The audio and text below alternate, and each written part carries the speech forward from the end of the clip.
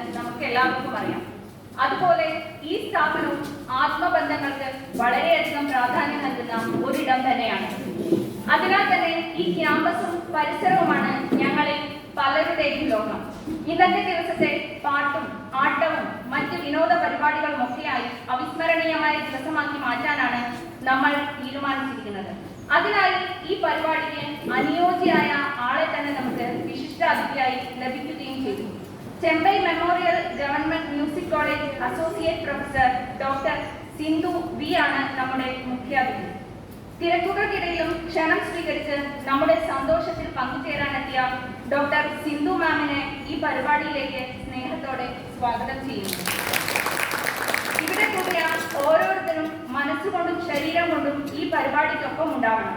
ഈ പരിപാടിയിലേക്ക് ഓരോരുത്തരെയും ഹൃദ്യമായി സ്വാഗതം ചെയ്യുന്നു.